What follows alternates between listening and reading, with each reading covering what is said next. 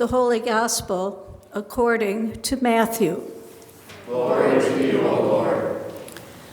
Jesus said to the disciples, "Beware of practicing your piety before others in order to be seen by them, for then you have no reward from your Father in heaven. So when you give alms, do not sound a trumpet before you, as the hypocrites do in the synagogues and in the streets, so that they may be praised by others. Truly, I tell you, they have received their reward. But when you give alms, do not let your left hand know what your right hand is doing, so that your alms may be done in secret, and your Father who sees in secret will reward you. And whenever you pray, do not be like the hypocrites, for they love to stand and pray in the synagogues and at the street corners, so that they may be seen by others. Truly, I tell you, they have received their reward. But whenever you pray, go into your room and shut the door and pray to your Father who is in secret. And your Father who sees in secret will reward you. And when you fast, do not look dismal like the hypocrites, for they disfigure their faces so as to show others that they are fasting. Truly, I tell you, they have received their reward. But when you fast, put oil on your head and wash your face, so that your fasting may be seen not by others, but by your Father who is in secret. And your Father who sees in secret will reward you. Do not store up for yourselves treasures on earth, where moth and rust consume, and where thieves break in and steal. But store up for yourselves treasures in heaven, where neither moth nor rust consumes, and where thieves do not break in and steal. For where your treasure is, there your heart will be also." The Gospel of the Lord. Praise to you, O Christ.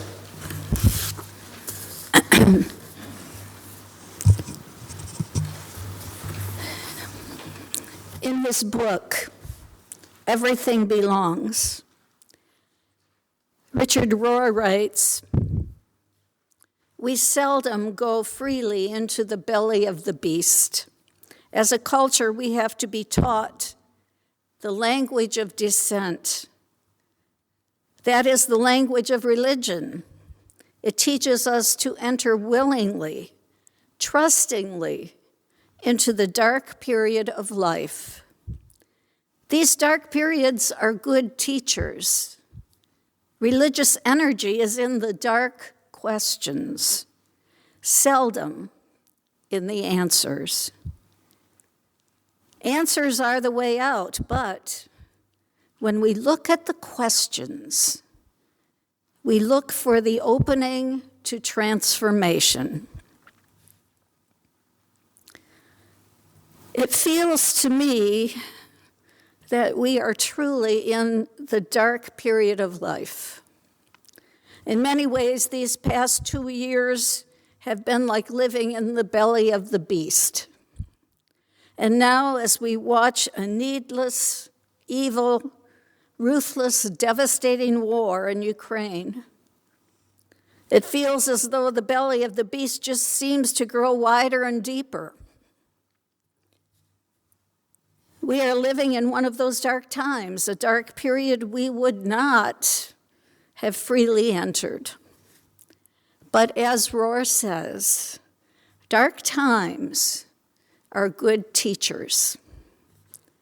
And as we come to Ash Wednesday, this first day of Lent, just maybe, Our Lenten journey is part of the opening to transformation. Today, we again begin that 40-day journey to the cross, a journey that will ultimately take us through the cross, and a journey that will finally reach the hope, the joy, and the surprise of Easter. As we embark on this journey, we begin by remembering. We remember that we are dust, and to dust we shall return. We remember the Jesus story. We remember this journey we are taking begins with the God of the universe putting on human flesh and entering the world through blood and water, just as each one of us does. And we remember this story ends as all human stories must, with death.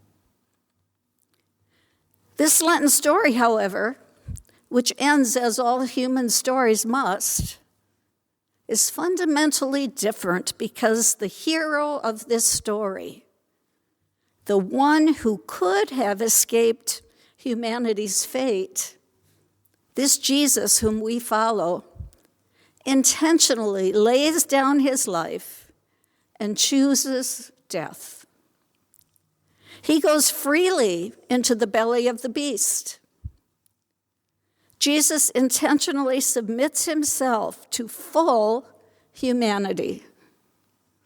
And by doing this, death, humanity, indeed Christ's very self are all transformed. However, it is a transformation that comes by going through and not around the grave. Remember, you are dust, and to dust you shall return. As we follow in the footsteps of Christ, we follow a journey that is about descent and not ascent. It is about turning around and turning back to God. It is about surrender. It is about letting go. It is about remembering that we are dust. It is about becoming nothing. As Richard Rohr says, when we are nothing, we are then in a fine position to receive everything from God. It is about growing by subtraction, much more than by addition. Remember, you are dust, and to dust you shall return. As we think about our lives and reflect upon the past 2 years, as we look at the horror of what is now happening in Ukraine, we remember and see the immense, unnecessary suffering and death of so many, whether by COVID-19 or unjustified war. We cannot but be reminded of our own mortality, reminded of the fragile nature of life, and reminded that we truly are dust. All that we have worked for and all that we have done will someday be as nothing. It will someday be as dust. And the good news of this Ash Wednesday is this: God has gone there with us.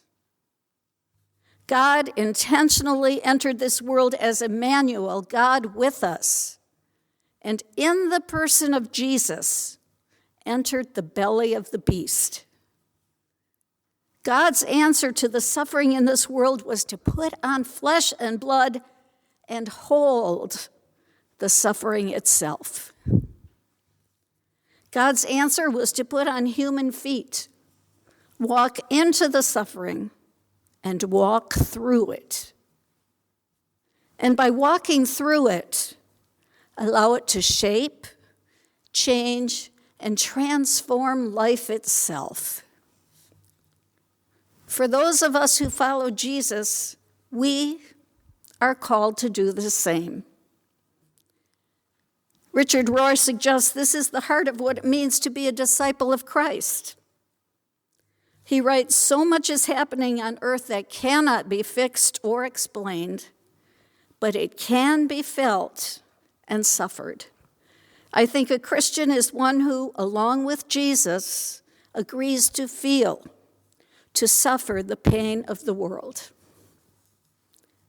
As I think about Rohr's words, I believe we are living in a time when we are called to do just that. Feel and suffer the pain of the world, as difficult as that may be. And this is a holy form of suffering. As we begin this journey to the cross, through the cross, and then finally to Easter, the Paschal mystery is the mystery of transformation in and through the ashes. If Lent is the somber reminder of our human condition, then Easter declares that there is hope. But that hope lies not in escaping our humanity, but in journeying through it. As we live in the darkness of this moment, in the belly of the beast, easy and trite answers to questions we ask regarding suffering and pain may seem to provide a way out of the darkness, but they are not the way into transformation. Transformation requires that we walk into, that we walk through. Far too often when we experience dark times, we try to live in denial. Or we try to change, master, or manipulate events and situations so that we can avoid changing ourselves, avoid being changed. Rohr suggests we must learn to stay with the pain of life without answers, without conclusions, and some days even without meaning. That is the path, the perilous dark path of true prayer. Quite frankly, when we look at tonight's gospel reading, I think that is the way of life and path of prayer Jesus is suggesting that we take. As a community of faith, we have been living that over the past 2 years, and we continue to live that path of prayer in this present time. We have been carrying and continue to carry the suffering of others. You see, 2 primary paths of transformation are pain and suffering. And when I say that, I must remind you that it is not God that desires any of us to suffer. That is not God's desire for anyone. Suffering is simply an aspect of being human. Rachel Held Evans once said, however, healing comes when we enter into one another's pain, anoint it as holy, and stick around, no matter the outcome. As we continue together as a faith community, as we take this journey together, we continue to anoint each other's pain as holy. You see, our neighbor's suffering is holy. The horrific suffering of our friends in Ukraine is holy. And our suffering is holy. And it is not holy because God delights in suffering. No. It is holy because God came and joined us within it. The experience of the suffering of so many is holy in the same way the bread and wine we share tonight is holy. It is holy because through incarnation, Christ comes and meets us there. Today, we remember that we are dust, and to dust we shall return. We remember that we are mortal. We remember that we are human, and we remember that all of our lives are fragile. However, we also remember that being human is a holy thing. Our very mortality is a holy thing. We have been made holy by the one who came, the one who died, and the one who rose again. So as we begin this Lenten journey, we choose to willingly travel the road to the cross because it is the road that leads through the cross to transformation, to resurrection, and being made new. It is truly the way of hope. God is present in our midst, and God is blessing this holy journey. Amen.